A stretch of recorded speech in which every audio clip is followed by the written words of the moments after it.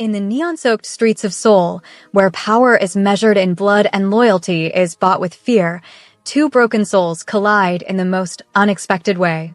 Kim Min-jun, once the most feared mafia boss in Korea, now sits confined to a wheelchair, stripped of his throne but not his pride. Mirabelle Bernard, a black jazz singer fighting to survive in a city that sees her as invisible, saves his life on a rain-drenched night. When he asks her to marry him, she answers with a kiss that defies everything they've ever known. What follows is a love story written in gunfire and whispered promises, where redemption comes at the highest price. Will their love survive the shadows that hunt them, or will Seoul's underworld swallow them whole? Watch until the end to discover if love can truly conquer all. Don't forget to like this video, subscribe for more gripping stories, and comment below what you think will happen next. The rain hammered against the windows of Eclipse Lounge as Mirabelle pressed her back against the kitchen door, her heart threatening to burst through her ribcage. On the other side, broken glass crunched beneath heavy boots. Men shouted in rapid Korean, their voices sharp with violence. She clutched the neck of a broken bottle, its jagged edge catching the dim light filtering through the crack in the door. Kim Min-jun sat motionless in his wheelchair beside her, blood seeping through his white shirt where a knife had grazed his side.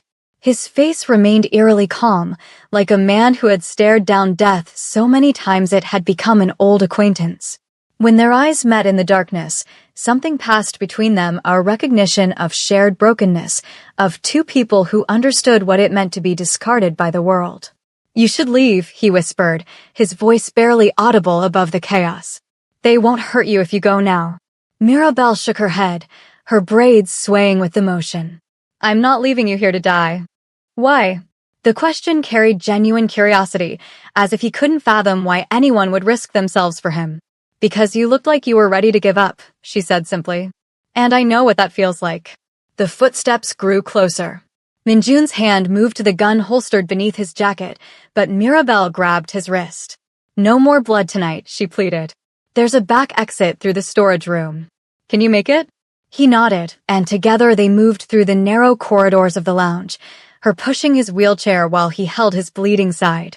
They emerged into an alley where rain fell in sheets, washing away the neon glow of Gangnam's nightlife. Mirabelle helped him into the back seat of his car, where his driver waited with engine running, eyes wide with panic. "Take us to the Itaewon house," Min-jun commanded, then turned to Mirabelle. "You're coming with me. It's not safe for you here anymore." She should have refused. Should have walked away from this man and whatever darkness followed him. But something in his eyes, a desperate loneliness that mirrored her own, made her climb into the car beside him. The mansion in Itaewon was a fortress disguised as elegance. High walls topped with security cameras, guards stationed at every entrance, yet inside the decor was surprisingly warm, traditional Korean art mixed with modern minimalism. Mirabelle helped Min-jun onto a leather sofa while he directed her to a medical kit in the study. "You've done this before," he observed as she cleaned and dressed his wound with practiced efficiency. "My father was a doctor," she replied, not meeting his eyes. "Before he died. He used to patch up people in our neighborhood who couldn't afford the hospital. And now you sing in lounges where men like me bring violence to your doorstep." She finally looked at him, really looked at him. Despite the wheelchair, despite the blood and the danger, there was something magnetic about Kim Min-jun. His face was all sharp angles and aristocratic features, his eyes dark and penetrating. But it was the vulnerability he tried so hard to hide that drew her in, the way his jaw tightened when he shifted his useless legs, the haunted look that flickered across his face when he thought no one was watching. "Why did those men attack you?" she asked, finishing the bandage. "Because I'm weak now," he said bitterly. "Because a king without legs is no king at all. My own brother sent them to finish what the ambush started 6 months ago." "Your brother?" "Kim Tae-sung. He runs the Biko clan now. My clan. Or what used to be mine before a rival family planted a bomb in my car and left me like this." He gestured dismissively at his wheelchair. "In this world, Mirabelle, weakness is a death sentence. And I've been living on borrowed time." She sat back on her heels, studying him. "Then why keep fighting? Why not disappear, start over somewhere else?" "Because disappearing means admitting defeat. It means all the blood on my hands, all the terrible things I've done, were for nothing." His voice cracked slightly. And if it was all for nothing, then I'm just a monster. At least if I reclaim my throne, I can tell myself there was a purpose. The raw honesty in his words stunned her. This wasn't the cold, calculating mafia boss everyone whispered about. This was a man drowning in guilt and grasping for meaning in the wreckage of his life. That's the saddest thing I've ever heard, she whispered. They sat in silence for a long moment, the sound of rain against the windows filling the space between them. Then Minjun reached out and took her hand, his fingers surprisingly gentle. I want to ask you something, he said. And I need you to understand that I'm completely serious. Okay, marry me. Mirabelle laughed, a short, disbelieving sound. You're insane. We just met. I don't even know you. I know. But I've spent the last 6 months wanting to die, and tonight, for the first time since the explosion, I felt something other than rage or emptiness. You could have run when those men attacked. Instead, you saved me. You didn't see a cripple or a criminal. You just saw a man who needed help. That's not a reason to get married. Maybe not. But I'm 42 years old, Mirabelle. I've built an empire, destroyed my enemies, lived a life most men only dream about in their darkest fantasies. And none of it meant anything until a beautiful woman with kind eyes told me I looked like I was ready to give up. He squeezed her hand. I don't know what love is. I'm not sure I'm capable of it. But I know I want to find out, and I want to find out with you. She should have said no. Should have walked out of that mansion and never looked back. But Mirabelle Bernard had come to Seoul 3 years ago chasing a dream of jazz clubs and artistic freedom, only to find herself invisible in a city that didn't know what to do with a black woman who refused to fit into neat categories. She'd been lonely for so long, singing for crowds that never really saw her. And here was a man, dangerous, broken, impossible, who saw her clearly. So instead of answering with words, she leaned forward and kissed him. Soft at first, tentative, like testing the waters of an unknown ocean. Then deeper, with all the loneliness and hunger that had been building inside her for years. His hand came up to cup her face, and she felt him tremble slightly, as if he too had forgotten what genuine tenderness felt like. When they finally pulled apart, both breathing hard, Minjun's expression had transformed. The haunted look was gone, replaced by something fierce and determined. I'll take that as a yes, he murmured. Don't make me regret this, she replied, her voice shaking. I can't promise you safety or normalcy, but I can promise that every day I have left, I'll try to be worthy of that kiss. The next weeks unfolded like a fever dream. Mirabelle moved into the Itaewon mansion, though she kept her apartment in Hongdae as an escape route her rational mind insisted she needed. During the day, she helped Minjun with physical therapy, painful, frustrating sessions where he pushed his body to its limits, trying to regain some mobility in his legs. The doctors said he'd never walk normally again, but Minjun refused to accept that verdict. Tell me about New Orleans, he said one afternoon as she helped him through stretching exercises. Sweat beaded on his forehead from the effort. What do you want to know? Everything. What it smells like, what the music sounds like, why you left. So she told him. About growing up in the Tremaine neighborhood, where jazz spilled out of every doorway and her grandmother's gumbo could make you weep. About singing in clubs on Frenchman Street, where tourists and locals mixed in a beautiful chaos of music and joy. About her father's death from a heart attack when she was 23, and how the city that had once felt like home became a tomb of memories. I needed to start over somewhere completely different, she explained. Korea felt like another planet. I thought maybe I could reinvent myself, become someone new. But everywhere I went, people stared. On the subway, in cafes, walking down the street. I was always foreign, always other. The only place I felt normal was on stage, singing. Music is the one language that doesn't care what you look like. Minjun listened intently, his dark eyes never leaving her face. I understand that feeling. Of being trapped by what people expect you to be. You were a king. I was a role, he corrected. The ruthless Kim Minjun, the man who never showed mercy, never showed weakness. I played that part so well I forgot who I was underneath. And then the explosion happened, and suddenly the costume didn't fit anymore. I couldn't be the invincible boss from a wheelchair. So what was left? She knelt beside him, taking his hands in hers. Maybe the explosion gave you permission to find out. Their relationship deepened with surprising speed. In the evenings, Mirabelle sang for him old jazz standards, blues numbers, sometimes gospel songs her grandmother had taught her. Minjun would sit perfectly still, eyes closed, letting her voice wash over him like absolution. Sometimes she caught him crying silently, tears streaming down his face as she sang about love and loss and redemption. "Your voice is the most beautiful thing I've ever heard," he told her one night. "It sounds like forgiveness." But the outside world wasn't content to leave them in peace. Word spread through Seoul's underworld that Kim Min-jun had taken a foreign mistress, and his brother Taesung was furious. The younger Kim was everything Min-jun used to be: ruthless, ambitious, uncompromising. He'd built the Biko clan into an even more powerful force in the 6 months since taking over, and he viewed his crippled brother as both a threat and an embarrassment. Taesung came to the mansion on a cold November evening, flanked by 6 armed men. Mirabelle was upstairs when she heard raised voices in Korean, the sharp, aggressive tone unmistakable. She crept to the top of the stairs, listening. "You've become pathetic," Taesung spat. "Playing house with some foreign whore while I do the real work. The other families are laughing at us because of you." "I don't care what they think anymore," Min-jun replied calmly. "I'm done with that life." "You don't get to be done. You're a Kim. That means something, or did you forget between spreading your legs for that black bitch?" The sound of a gunshot exploded through the house. Mirabelle screamed and ran down the stairs to find Min-jun holding a pistol, a bullet hole in the wall inches from Taesung's head.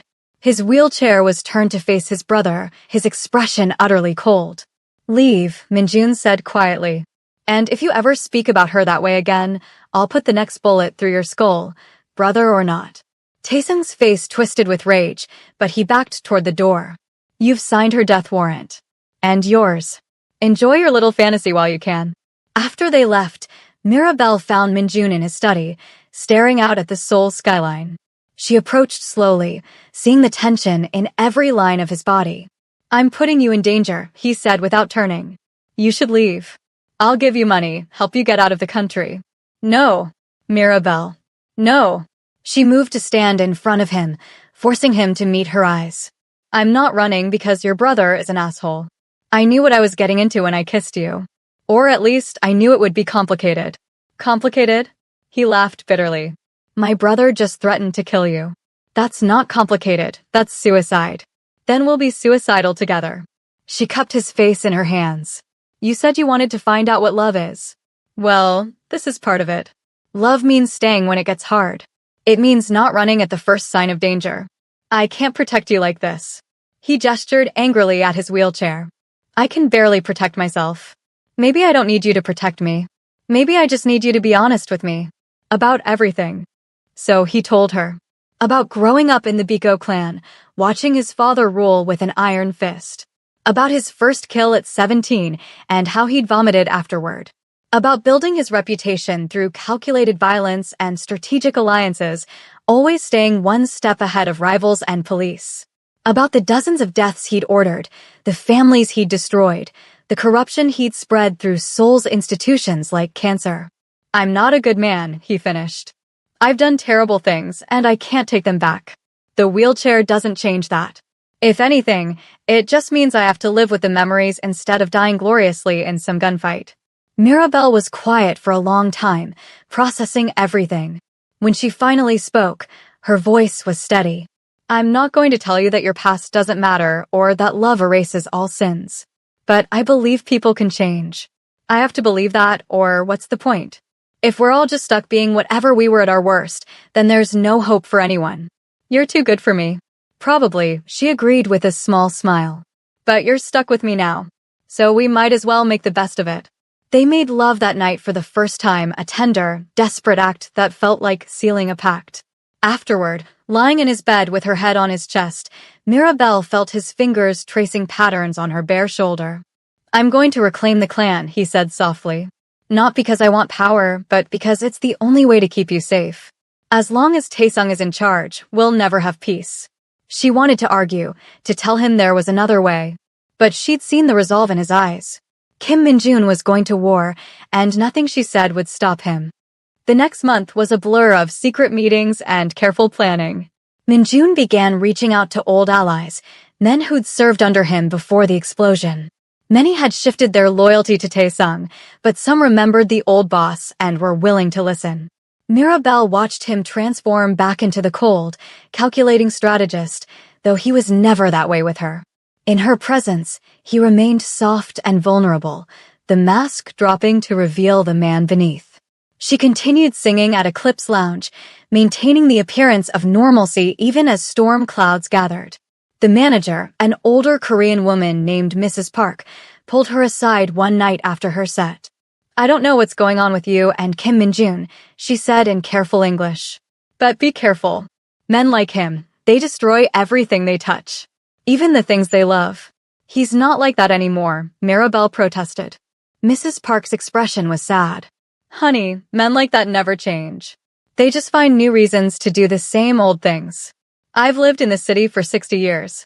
I've seen this story play out 100 times.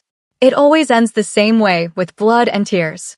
Mirabelle wanted to argue, but the older woman's words haunted her. Was she being naive? Was she so desperate for connection that she'd blinded herself to who Min-jun really was? That night, she found him in his study, surrounded by documents and photographs. Intelligence on Taesung's operations, maps of territories, financial records.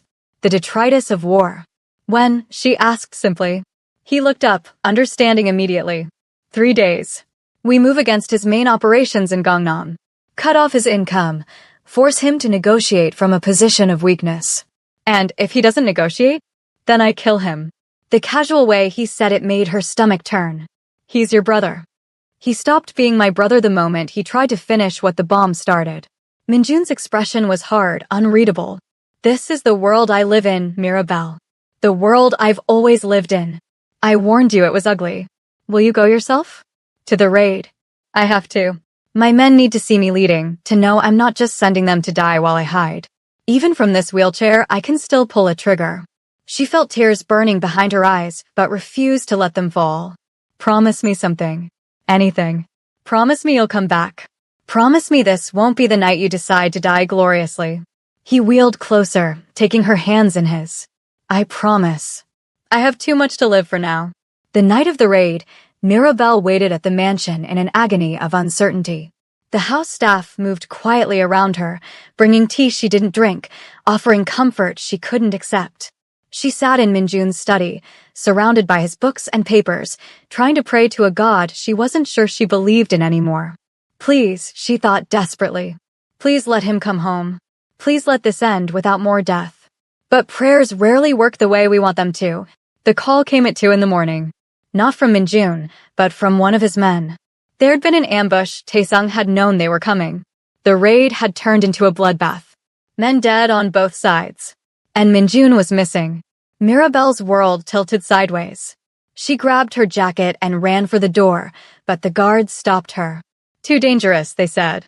They'd find him, they promised. She should wait there where it was safe.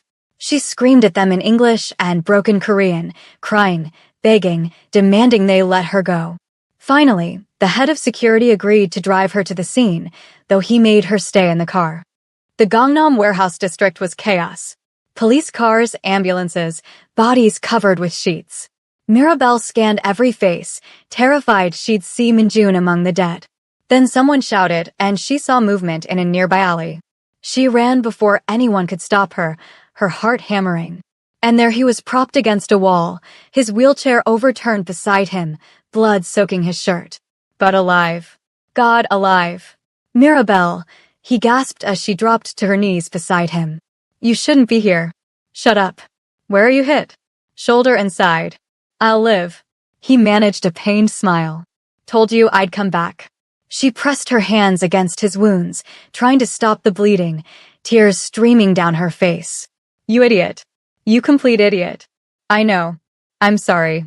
The ambulance arrived, and paramedics loaded him onto a stretcher.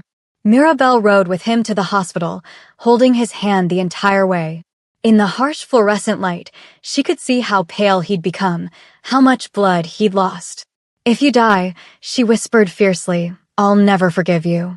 Then I guess I'll have to live. He survived surgery, but the doctors were grave. The bullet to his shoulder had done significant damage. Combined with his existing injuries, his prognosis was uncertain. He'd need months of recovery, and even then, full recovery was unlikely. Taesung had escaped in the chaos. His organization was weakened, but not destroyed. The war would continue. But something had shifted in Minjun. Lying in that hospital bed, hooked up to machines, he seemed to finally understand the futility of his quest for power. "I almost died," he said to Mirabelle one night, his voice hoarse. "And the only thing I could think about was that I'd never hear you sing again. Not about the clan, not about revenge. Just your voice." "So what do?" she asked. "We run. We disappear somewhere Taesung can't find us. Start over." "You'd really give it all up? For you?" In a heartbeat, they began planning their escape. A small coastal town near Busan where Minjun owned property under a false name. Somewhere they could live quietly, away from the violence and power struggles of Seoul. It felt like a dream, too good to be true. And it was. 3 days before they were set to leave, Taesung made his move. It was early morning when armed men breached the mansion's security. Mirabelle woke to the sound of gunfire and Minjun shouting orders to his guards. He grabbed her hand, pulling her toward a hidden panic room in his bedroom. "Get in," he commanded. "Don't come out until my men give the all-clear." "No, I'm not hiding while you. Please." His eyes were desperate. "Please, Mirabelle. I can't fight if I'm worried about you. I need to know you're safe." So she climbed into the panic room, a small reinforced space with supplies and communication equipment. The door sealed behind her, cutting off the sounds of battle. She could only wait in the darkness, praying once again to that distant god. Hours passed. She monitored the security cameras, watching in horror as Minjun's men fought desperately against overwhelming numbers. Taesung had brought an army. This wasn't a raid, it was an extermination. She saw Minjun in his wheelchair, gun in hand, defending the main hall. Saw him take down 3 men before they finally overwhelmed him. Saw them drag him away, unconscious, bleeding. Mirabelle screamed, pounding on the door, but it wouldn't open. The panic room was designed to keep her safe, but it had become a prison. She was forced to watch helplessly as they ransacked the house, looking for her. Finally, after what felt like an eternity, the sounds faded. The security feed showed empty rooms, bodies of Minjun's men lying where they'd fallen. Everyone was gone, including Minjun. The door unlocked automatically after 12 hours, programmed to release if no one manually extended the lockdown. Mirabelle emerged into a nightmare. Blood stained the marble floors, bullet holes pocked the walls. The beautiful mansion had become a tomb. She found a phone that still worked and called the only person she could think of, Mrs. Park from the lounge. "They took him," Mirabelle sobbed. "Taesung took him, and I don't know where." Mrs. Park arrived within the hour, bringing food and comfort and practical advice. She made calls to people in her network, old contacts from decades of living in Seoul's underbelly.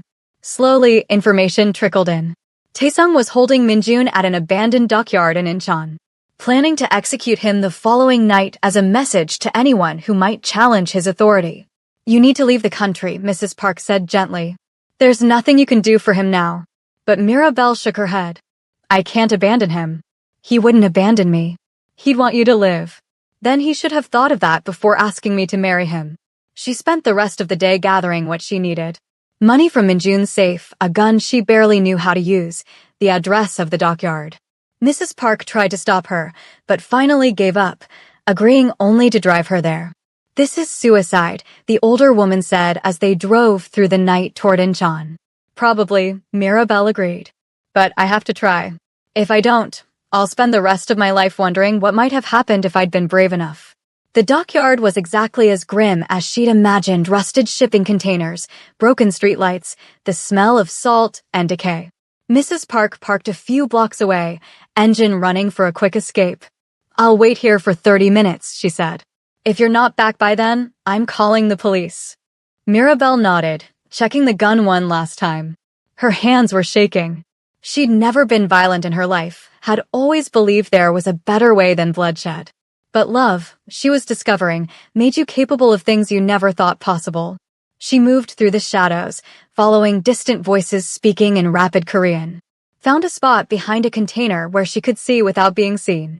And there was Minjun, tied to a chair in the center of a cleared space, his face bruised and swollen.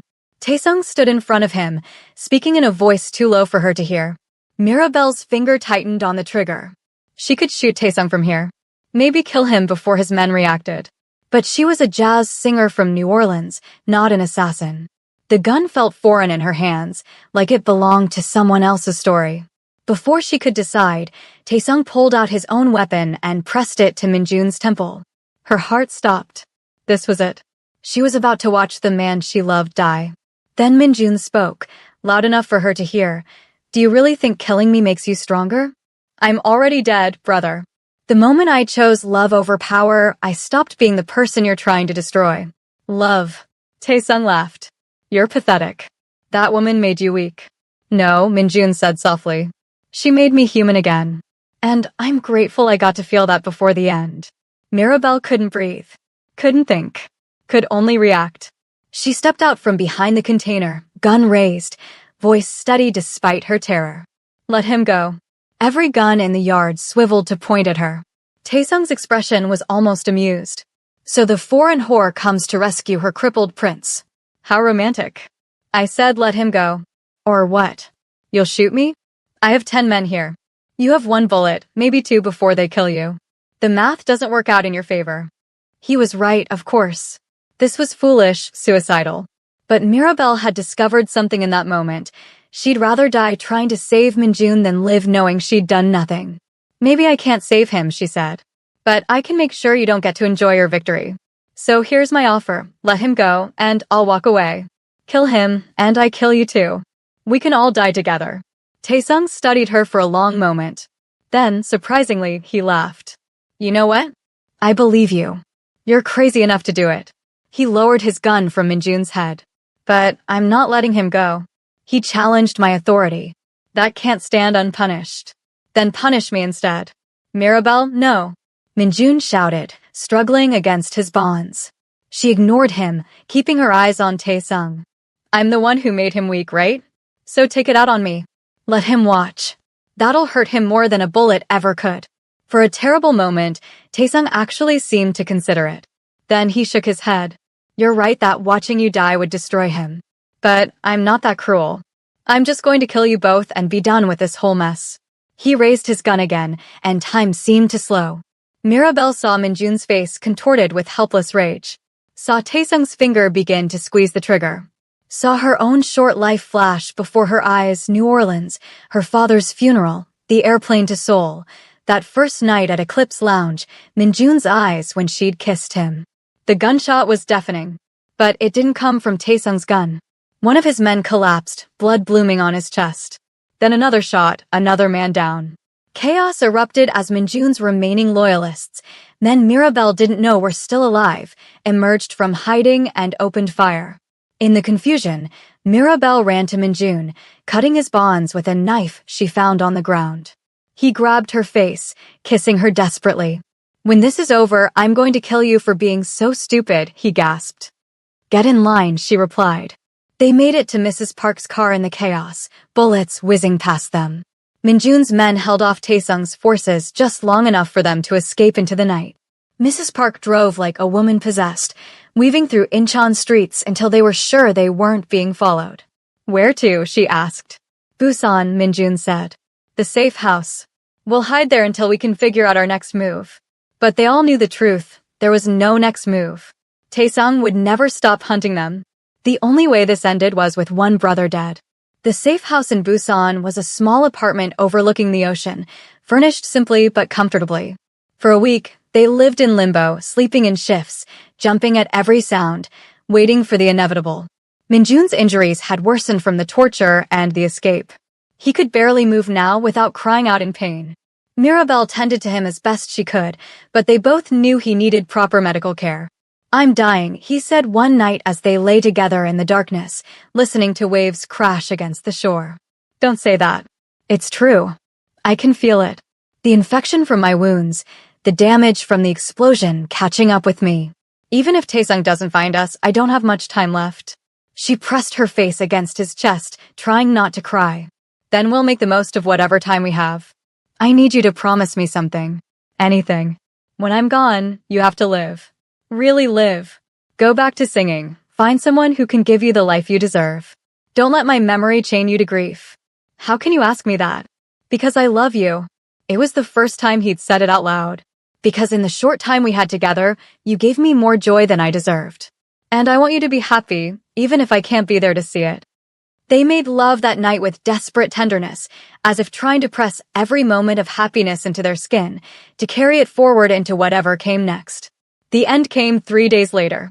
Taesung had found them. His men surrounded the building, cutting off all escape routes.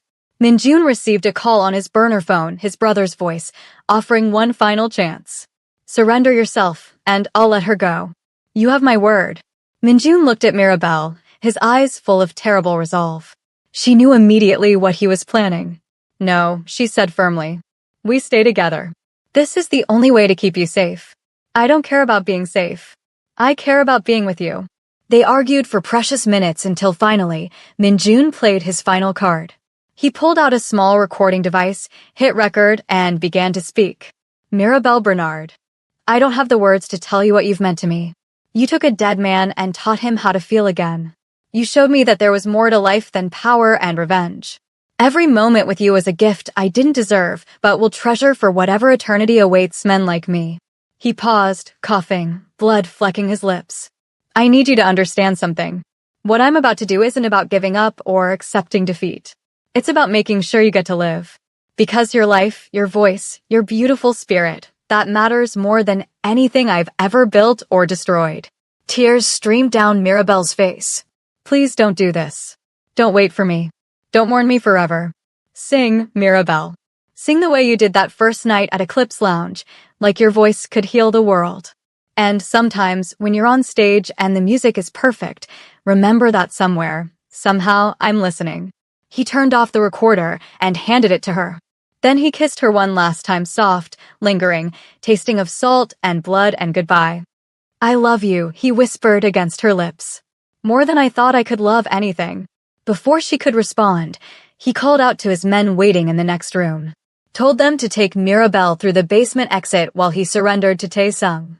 She fought them, screaming, but they were stronger. The last thing she saw before they carried her away was Minjun wheeling himself toward the front door, shoulders squared, facing his death with dignity. They got her onto a boat, then a car, then a train. Mrs. Park met her in Seoul with passport, money, and plane ticket. A full escape plan Minjun had apparently been preparing for weeks. He knew it would end this way, Mrs. Park said gently. He wanted to make sure you'd be safe.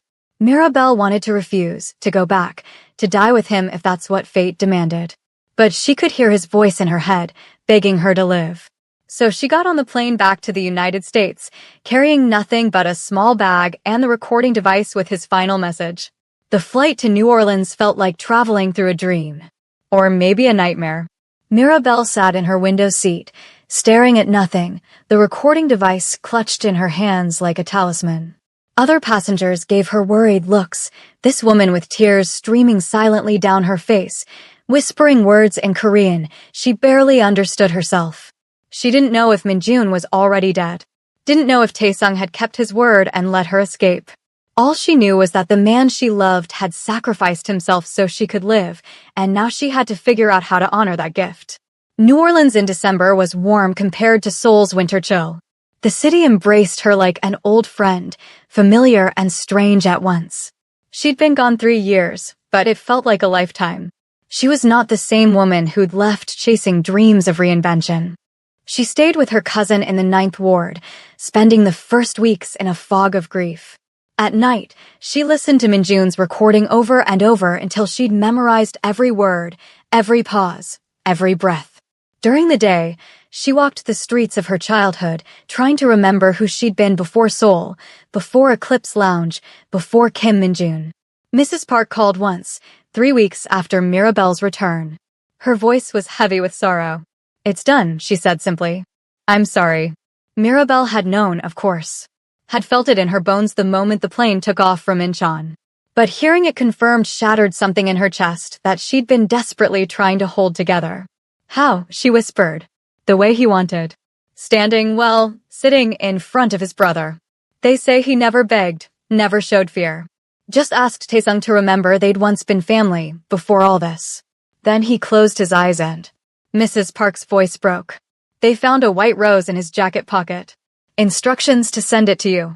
The rose arrived 2 days later, preserved and pressed in a small wooden box. No note, no explanation. It didn't need one. For months, Mirabelle barely existed. She went through the motions of living, eating, sleeping, breathing, but it all felt mechanical, meaningless. Her cousin worried about her, suggested therapy, medication, anything to bring her back from the edge. You can't mourn forever, baby, her cousin said gently. He wouldn't want that for you. How do you know what he'd want? Because you told me. You played me that recording, remember? He wanted you to sing. So when are you going to sing? The question haunted her. She'd been a singer her entire adult life, but now the thought of performing felt impossible. How could she stand on stage and pour out her heart when her heart was broken beyond repair? But slowly, gradually, the music began calling her back. She'd hear a saxophone on the street and feel something stir in her chest.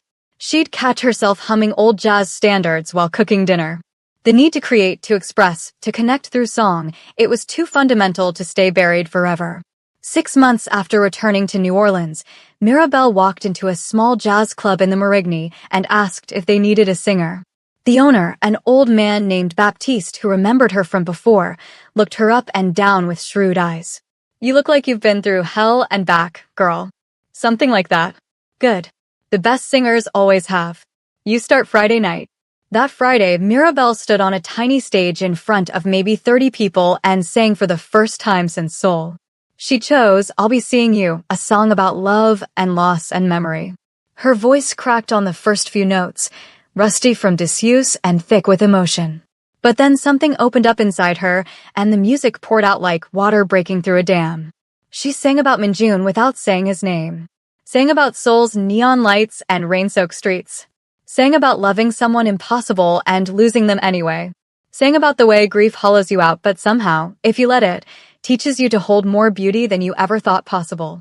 When she finished, the small crowd was silent. Then someone started clapping, and someone else joined in, and suddenly everyone was on their feet. Baptiste came over with tears in his eyes. Whatever happened to you in Korea, he said, it made you sing like an angel who's seen the devil. She laughed, a broken, genuine sound. That's exactly what happened. Word spread quickly. The girl who'd left New Orleans chasing dreams had come back transformed, her voice carrying weight and depth that stopped people in their tracks. Offers came from bigger venues, better gigs. Within a year, Mirabelle was headlining at Snug Harbor, one of the city's premier jazz clubs. But success felt hollow without Minjun there to see it. She performed to packed houses, received standing ovations, got written up in the Times-Picayune, and all she could think was that he'd promised to listen, wherever he was. She started ending every show the same way. After her final song, she'd pull out the white rose from his jacket, now dried and fragile, but still intact, and place it on the piano. A ritual. A remembrance. A way of saying, I kept my promise. I'm singing. Are you listening? Her audiences didn't understand the gesture, but they respected it. That rose became part of her mystique, the beautiful singer with the tragic past, the woman who sang like her heart was breaking and healing simultaneously. 2 years after leaving Seoul, Mirabelle was invited to perform at the New Orleans Jazz Festival, one of the biggest honors a local musician could receive. She stood backstage on a perfect April day, listening to the crowd noise, feeling Minjun's absence like a physical weight. You would have loved this, she whispered to the air, to his memory, to whatever part of him still existed somewhere. You would have sat in the front row with that serious expression, trying not to smile. But I would have seen it in your eyes. She walked on stage to thunderous applause, took her place at the microphone, and looked out at thousands of faces. And for just a moment, she could have sworn she saw him there in the crowd, a figure in the shadows, watching with pride and love and eternal goodbye. But when she blinked, he was gone. Of course he was. Kim Minjun was dead, buried in a grave she'd never visit in a country that had taken everything and given her the most devastating love of her life. She sang What a Wonderful World that day, finding hope in Louis Armstrong's optimistic lyrics even though her own world had been shattered. Because that's what Minjun had wanted, for her to find beauty again, to live fully, to not let his death define her. After the festival performance, as she was packing up backstage, someone handed her an envelope. No return address, no name. Inside was a photograph she'd never seen before. Minjun in his wheelchair outside Eclipse Lounge, looking up at something out of frame with an expression of pure wonder. She knew without being told that he'd been watching her perform that night before they'd ever spoken. On the back, in handwriting she didn't recognize, someone had written in English, "He bought this from a photographer on the street. Kept it in his wallet. Thought you should have it. A friend." Mirabelle pressed the photo to her chest and finally let herself cry, not the desperate, angry tears of fresh grief, but something softer. Acceptance. Gratitude. The bittersweet acknowledgement that loving Minjun had changed her irrevocably, had broken and rebuilt her into someone stronger, deeper, more capable of holding both joy and sorrow. She returned to the club circuit with renewed purpose. Started writing her own songs, jazz-influenced pieces about soul, about love across impossible divides, about finding redemption in the wreckage. Her debut album, recorded a year later, was titled Eclipse, a tribute to the lounge where everything had begun. The title track became her signature song. In the eclipse of your shadow, I learned to shine. In the darkness of your past, I found my light. You taught me love is not about the time we get, but what we do with every borrowed breath.